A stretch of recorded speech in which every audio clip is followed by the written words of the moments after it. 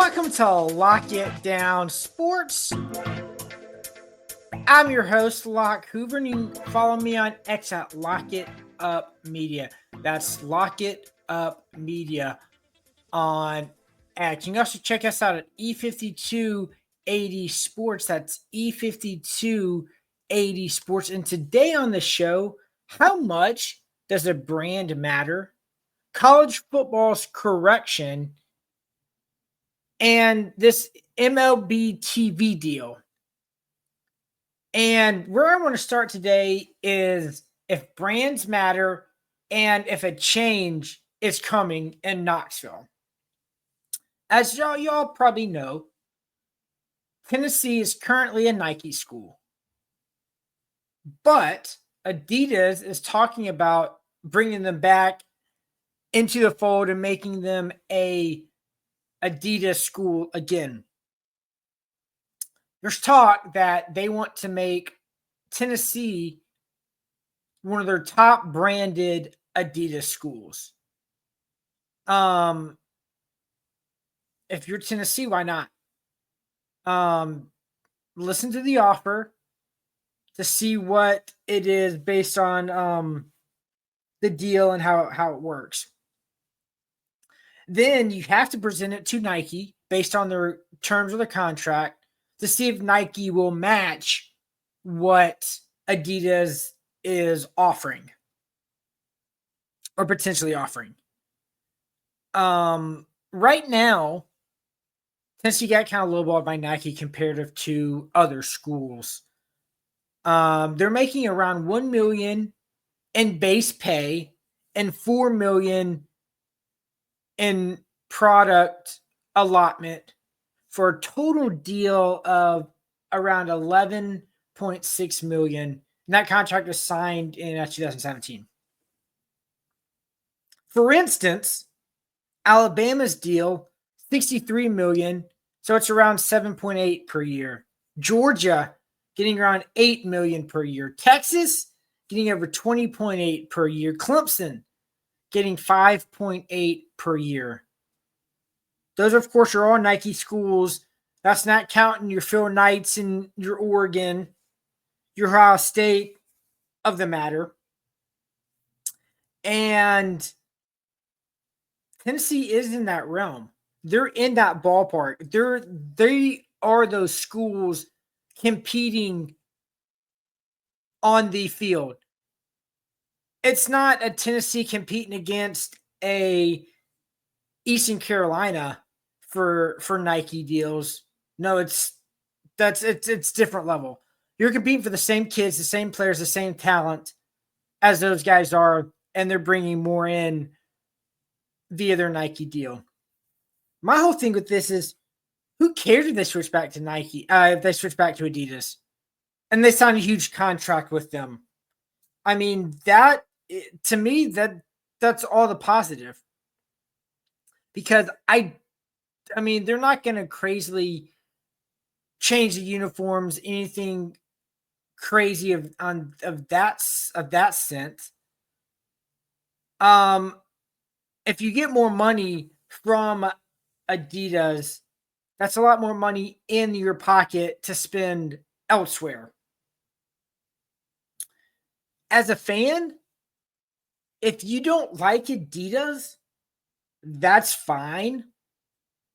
You can get hats, shirts, jerseys, maybe not jerseys, but hats, shirts, socks, whatever you want that is NCAA approved and got licensing deals outside of Adidas. There's so many other options to go get that apparel. If you don't like Adidas, that's fine.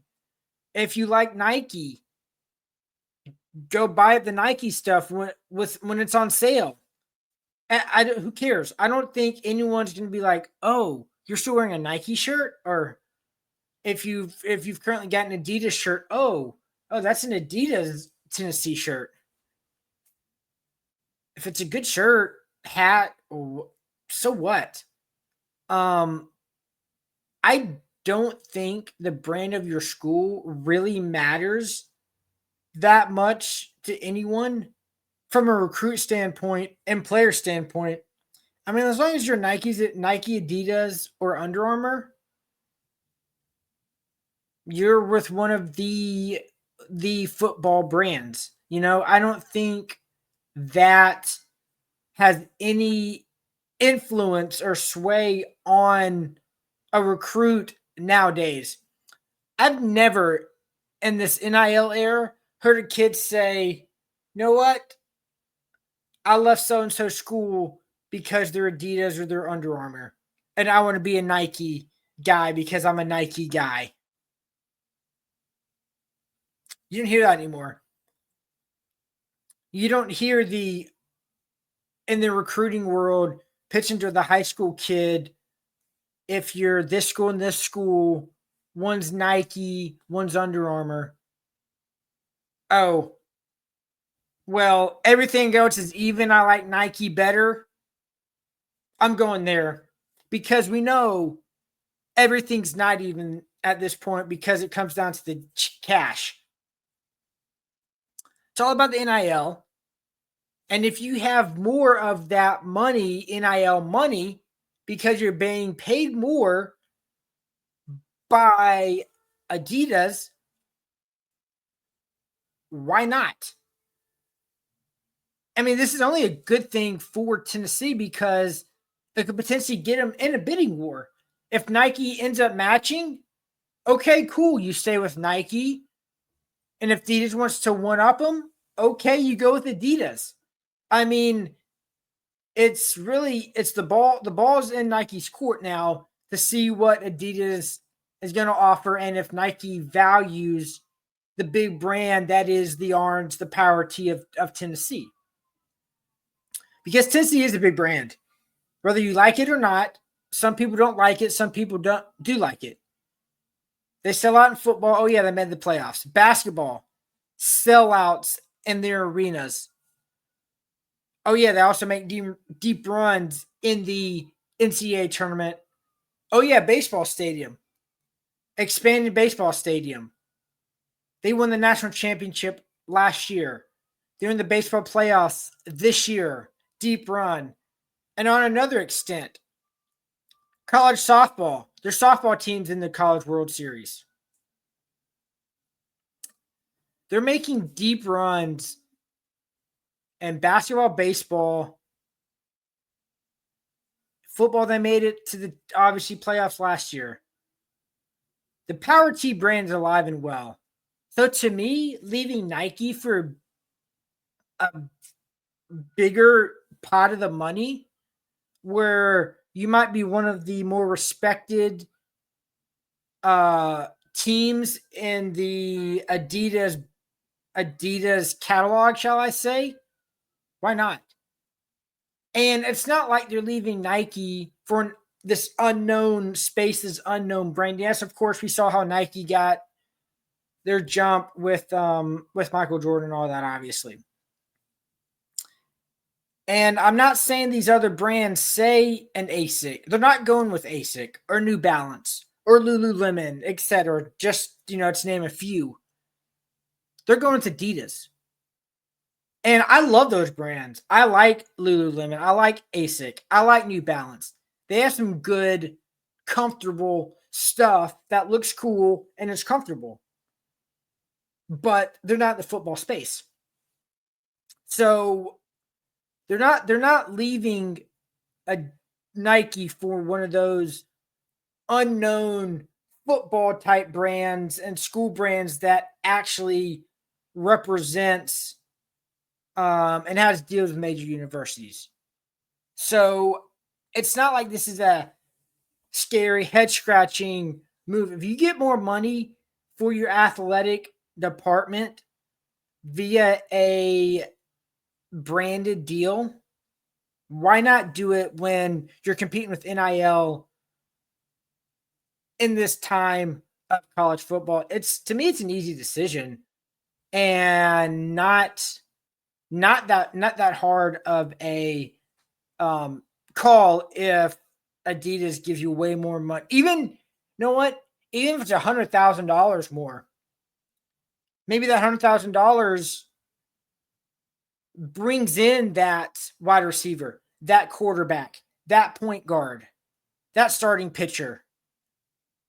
You know, it's a no-brainer to me at this point. Now, something that is a no-brainer was a no-brainer what we saw, and at least for the 2025 season, the college football playoff will be okay for it being 12 teams, as it will be straight seeds now based on your team rankings, not the highest 4 ranked conference champs getting a bye.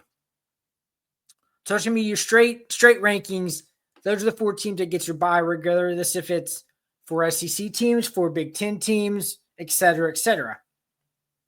But it's the right thing to do, which will help the regular season matter a little bit more,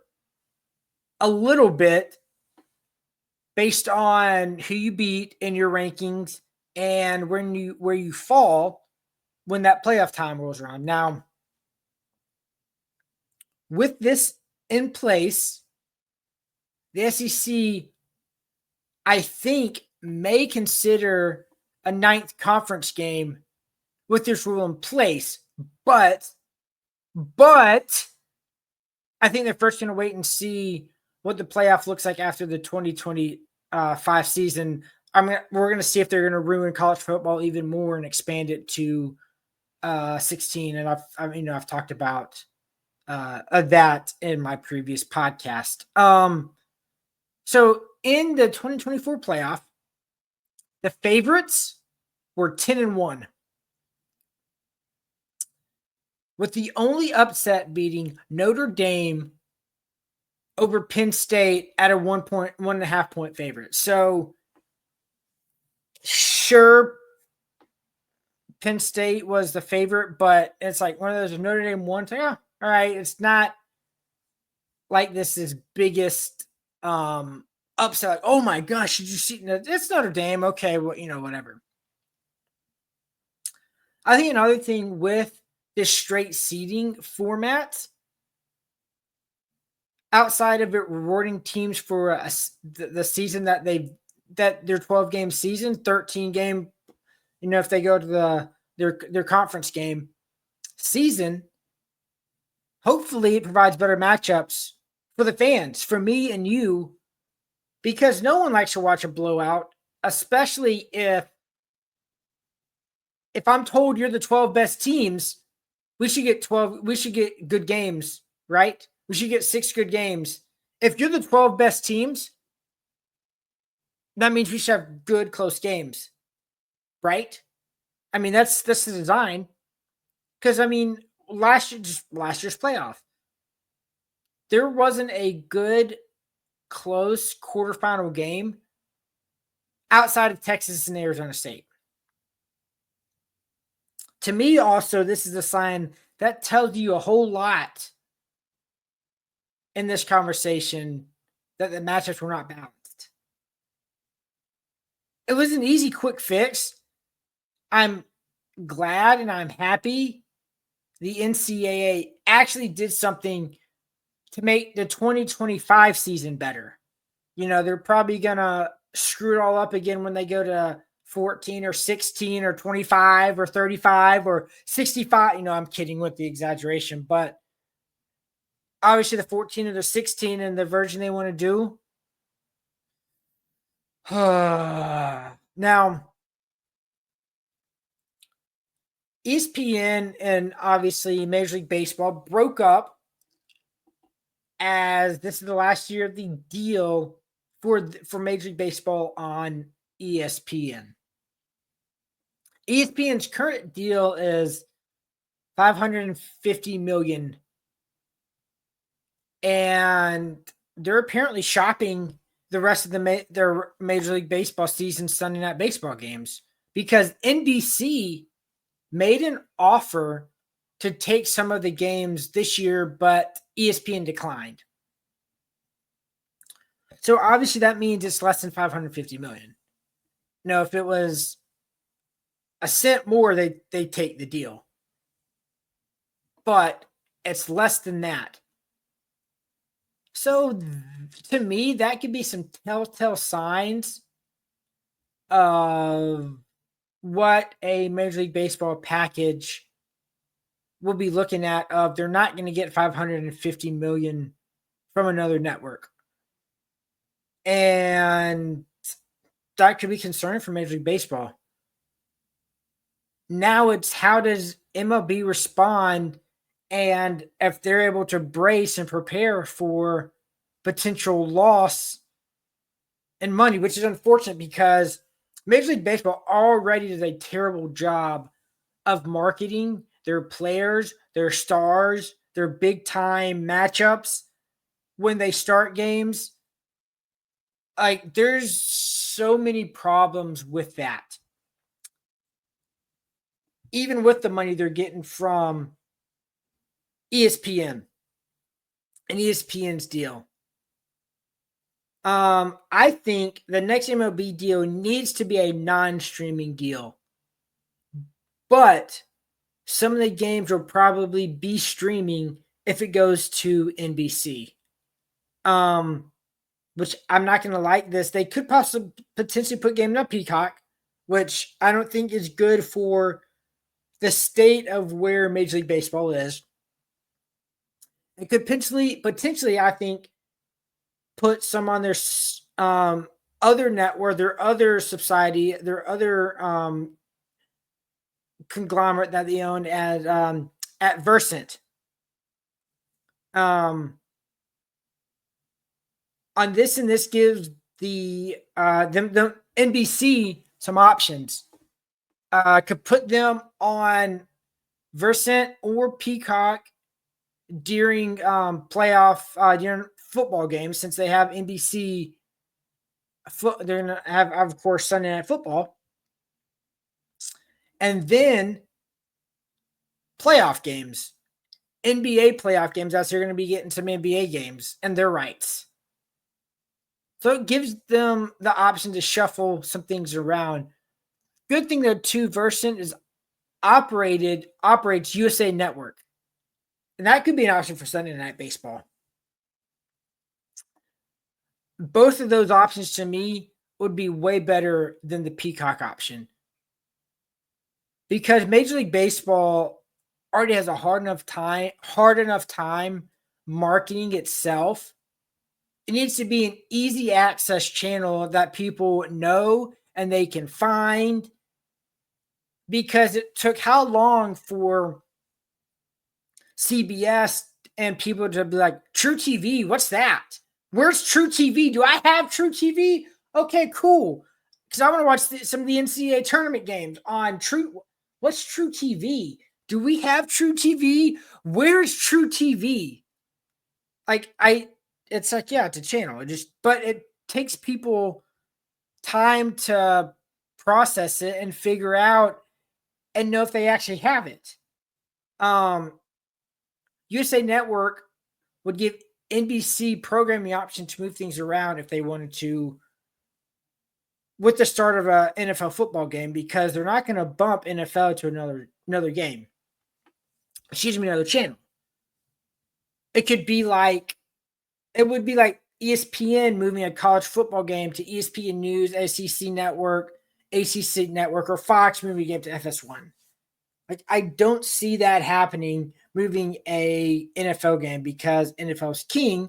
That's part of what Major League Baseball is competing against. Now, a deal could have been floated around $200 million, and the report is that would be just for the TV games. So ESPN was radio and TV, everything. NBC's offer was just TV. Now, could they? I don't see them getting another $300 million for just the radio piece. Or do they split it up? Do they say, hey, we'll take $400 million for both? Or do they shop around the TV aspect of it? I mean, on one end, you're getting different distribution. say NBC NBC TV networks, but CBS radio deals, CBS affiliates, things like that.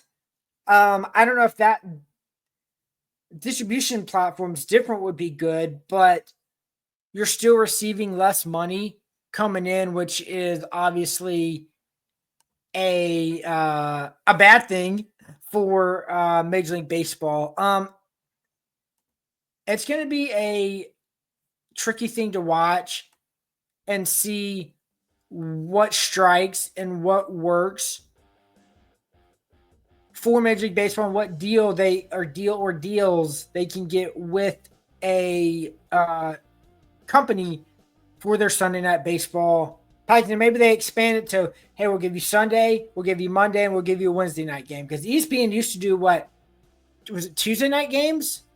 Obviously, the Sunday night game, and then it was a midweek game. Maybe it was I think it was Tuesday. Now TBS has Tuesday night national games or whatever.